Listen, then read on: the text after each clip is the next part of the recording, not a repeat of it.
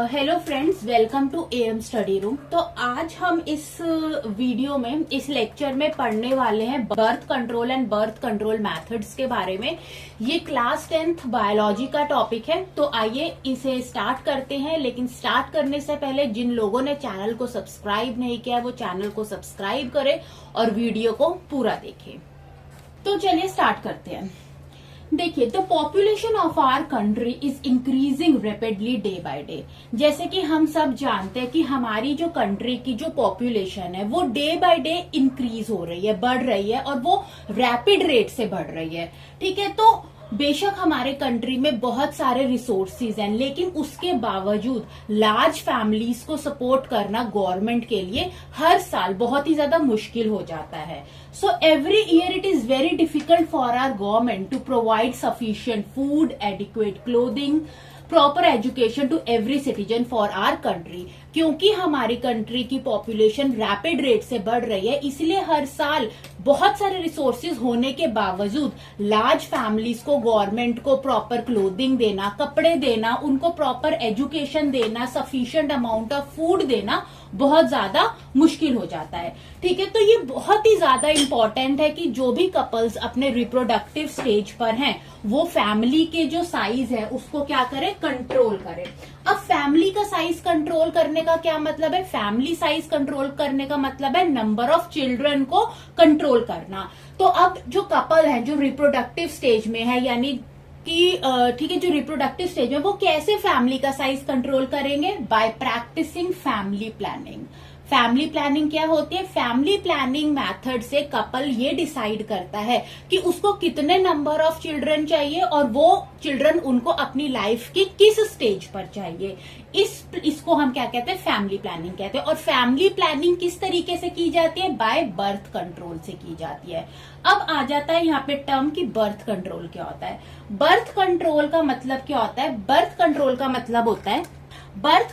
का मतलब होता है कि जो फीमेल है उसकी प्रेगनेंसी को प्रिवेंट करना, यानी फीमेल को प्रेग्नेंट होने से रोकना, वो क्या है? बर्थ कंट्रोल है। अब फीमेल को प्रेग्नेंट होने से कैसे रोका जाएगा? जब फर्टिलाइजेशन को प्रिवेंट कर दिया जाएगा। फर्टिलाइजेशन मतलब जब एग जो कि फीमेल के अंदर है और जो स्पर्म है जो कि मेल गैमेट है, जो वो फीमेल रिप्रोडक्टिव सिस्टम में डिस्चार्ज करता है, तो फीमेल गैमेट और मेल गैमेट के फ्यूजन को रोक देना, फीमेल एग और मेल स्पर्म के फ्यूजन को रोक देना, जिससे फर्टिलाइजेशन रुक जाएगा और जो फीमेल है वो प्रेग्नेंट नहीं होगी। इसको हम क्या कहते हैं? बर्थ कंट्रोल कहते हैं। ठीक है, तो अगर कपल फैमिली प्लानिंग करेंगे birth control method, birth control को यूज करके, तो क्या होगा कि वो नंबर ऑफ चिल्ड्रन प्लान कर पाएंगे। ठीक है, कम बच्चे होंगे तो क्या होगा कि वो अपने बच्चों को अच्छी एजुकेशन दे पाएंगे। ठीक है, उनको एडिक्वेट क्लोथिंग दे पाएंगे, प्रॉपर एजुकेशन दे पाएंगे, सफिशिएंट फूड दे पाएंगे। तभी कहते हैं small family is the happy family. ठीक है, तो ये होता है बर्थ कंट्रोल की बर्थ कंट्रोल करना क्यों जरूरी है। अब हम आ जाते हैं कि बर्थ कंट्रोल मैथड्स क्या क्या हो। ठीक है, तो देखिए बर्थ कंट्रोल मैथड्स। ठीक है, the prevention of pregnancy in female is called contraception. ठीक है, तो जब कपल जो होते हैं, जब वो फीमेल की प्रेगनेंसी को फीमेल को प्रेग्नेंट होने से रोका जाता है, यानी जब फीमेल प्रेगनेंसी को प्रिवेंट करती है, इसको हम क्या कहते हैं? कॉन्ट्रासेप्शन कहते हैं। और कॉन्ट्रासेप्शन के लिए, यानी फीमेल प्रेगनेंसी को प्रिवेंट करने के लिए भी जो भी मेथड्स यूज किए जाते हैं, चाहे वो हार्मोनल मेथड हो या वो बैरियर मेथड हो, बहुत अलग अलग तरीके के मेथड्स आते हैं। तो जो भी मेथड्स प्रेगनेंसी को प्रिवेंट करने के लिए यूज किए जाते हैं उसको हम क्या कहते हैं? कॉन्ट्रासेप्टिव कहते हैं। ठीक है, तो हमें जो पढ़ने हैं कौन कौन से बर्थ कंट्रोल मेथड्स होते हैं, सबसे पहले हम इनका यहाँ नाम देख लेते हैं और उसके बाद हम इन्हें वन बाय वन डिटेल में देखेंगे। तो बर्थ कंट्रोल मेथड में हमने देखना है barrier method, second chemical method, third is IUCD. IUCD की फुल फॉर्म होती है इंट्रा यूट्राइन कॉन्ट्रासेप्टिव डिवाइस, जो कि कॉपर टी होती है, surgical method and then abortion. अब हम इन मेथड्स को वन बाय वन देखते हैं। कंट्रोल मेथड्स में हम सबसे पहले पढ़ेंगे बैरियर मेथड। बैरियर मेथड क्या होता है? इस मेथड में क्या होता है कि ये मेथड जो होता है ये मेल स्पर्म को जो फीमेल एग होती है उनसे मीट करने नहीं देता, उनके बीच में एक बैरियर बना देता है। इसके अंदर कॉन्डम्स आ जाते हैं। कॉन्डम जो होते हैं मेल यूज करते हैं, कॉन्डम रबर या लेटेक्स का बना होता है, जिससे मेल अपनी पीनिस को कवर कर लेते हैं। तो जब सेक्सुअल इंटरकोर्स होता है तो जो मेल के जो स्पर्म्स होते हैं जब वो डिस्चार्ज होते हैं तो वो फीमेल रिप्रोडक्टिव ट्रैक है, वेजाइना है, उसके अंदर एंटर नहीं कर पाते। क्यों? क्योंकि जो पेनिस होता है वो कवर्ड होता है, इसलिए जो मेल स्पर्म होते हैं वो फीमेल वेजाइना के अंदर एंटर नहीं कर पाते। सेकंड इसके अंदर आ जाता है डायफ्राम। डायफ्राम को हम कैप भी कहते हैं, ये फीमेल यूज करती है। इसके अंदर क्या होता है कि ये जो कैप होती है फीमेल इसको अपनी वेजाइना के अंदर पुट करती है और सर्विक्स को कवर कर लेती है। अब इस केस में क्या होता है कि अगर मेल स्पर्म वेजाइना के अंदर एंटर भी कर गए हैं तो क्योंकि सर्विक्स जो वो पॉइंट है जो कि वेजाइनल कैनाल को यूट्रस से क्या करता है, जोड़ता है। अब सर्विक्स का पॉइंट क्या है, कवर है, इसलिए जो स्पर्म्स होते हैं वो यूट्रस के अंदर एंटर नहीं कर पाते। ठीक है, तो बेनिफिट क्या है कॉन्डम को यूज करने का कि ये ठीक है, ये सबसे पहले ये बैरियर तो प्रोवाइड करता है, यानी स्पर्म को एग से मिलने नहीं देता। इसके अलावा ये पर्सन को सेक्सुअली ट्रांसमिटेड डिसीज एसटीडी की फुल फॉर्म क्या होती है, सेक्सुअली ट्रांसमिटेड डिसीज, जैसे कि एड्स हो गया, एक्वायर्ड इम्यूनो डेफिशिएंसी सिंड्रोम, या सिफिलीज हो गया, या गुनोरिया हो गया, इनसे भी प्रोटेक्ट करता है। Sexually transmitted disease sexual intercourse से होती है। ठीक है, तो जो बैरियर मेथड होता है जिसके अंदर कॉन्डम होता है, ये खाली सिंगल एक मेथड है जो कि पर्सन को सेक्सुअली ट्रांसमिटेड डिसीज से रोकता है। ठीक है, अब सेकंड मेथड आ जाता है, वो आता है केमिकल मेथड।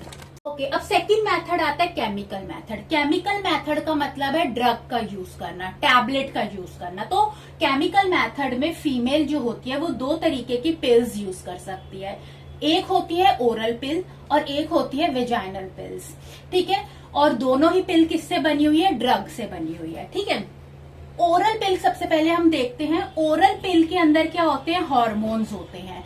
ठीक है, जो कि ओवरीज में से एग को ओविडक्ट में रिलीज होने से बचाते हैं। ठीक है, अगर ओविडक्ट में एग ही नहीं आएगा तो अपने आप ही फर्टिलाइजेशन रुक जाएगी। ठीक है, तो ओरल पिल्स ऐसे हार्मोन्स होते हैं ओरल पिल्स में जो ओवरी में से एग को रिलीज होने से रोकते हैं। ओवरी में से एग निकलकर ओविडक्ट में नहीं जा पाता, फेलोपियन ट्यूब में नहीं जा पाता।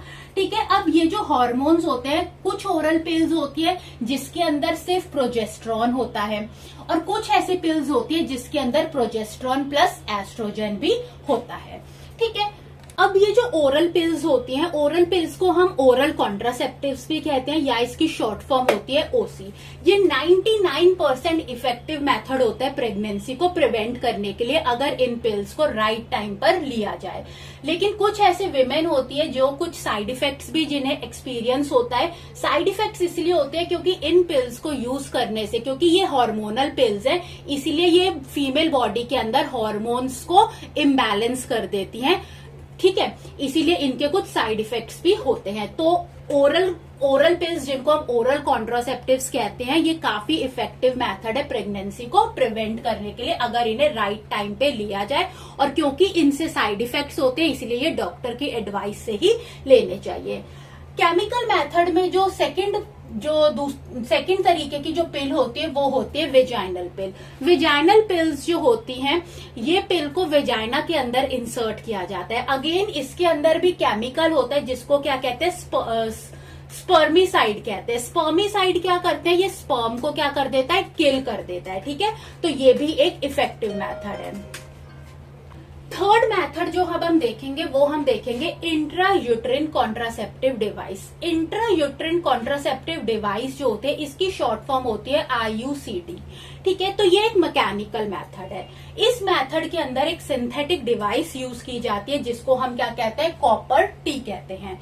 इस कॉपर टी को डॉक्टर्स जो होते हैं या फिर जो नर्सेज होती हैं वो यूट्रस के अंदर प्लेस कर देती है। ठीक है, अब ये जो कॉपर टी होता है, ठीक है, ये कॉपर प्लस प्लास्टिक से बना हुआ होता है, लेकिन यहाँ पर ये जो प्लास्टिक होता है ये नॉन इरिटेंट होता है। ठीक है, तो मतलब बॉडी को कोई हार्मफुल इफेक्ट नहीं देता। तो इस सिंथेटिक डिवाइस को डॉक्टर क्या करते हैं, जो फीमेल यूट्रस होता है उसके अंदर इसको रख दिया जाता है। ठीक है, अब यूट्रस के अंदर ये डिवाइस क्या काम करती है कि ये डिवाइस इम्प्लांटेशन नहीं होने देती। जो एग अगर एग फर्टिलाइज हो चुका है तो फर्टिलाइजेशन के बाद वो एग कहाँ इम्प्लांट होता है, यूट्रस में इम्प्लांट होता है, जहां पर आगे जाकर वो क्या करता है, डेवलप होता है एम्ब्रियो में, फीटस में और बेबी में। तो उस इम्प्लांटेशन को ये डिवाइस रोक देती है। तो ये क्या है, एक मैकेनिकल मेथड है।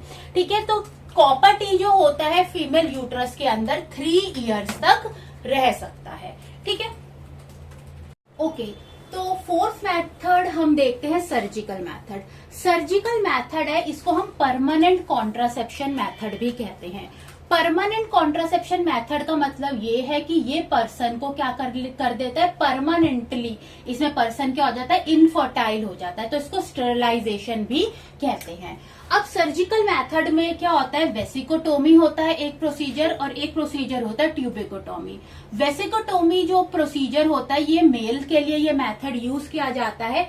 इसके अंदर क्या होता है कि सर्जरी के दौरान जो वॉस डिफरेंस होती है, वॉस डिफरेंस क्या होती है, जब हमने मेल रिप्रोडक्टिव सिस्टम पढ़ा था तो हमने पढ़ा था कि जो मेच्योर स्पर्म्स होते हैं, ठीक है, वो टेस्टिस से निकलकर कहाँ स्टोर होते हैं, एपिडमाइसिस में स्टोर होते हैं। तो और एपिडमाइसिस को यूरेथ्रा से कनेक्ट करने वाली एक मस्कुलर ट्यूब होती है जिसको हम क्या कहते हैं, वॉस डिफरेंस कहते हैं।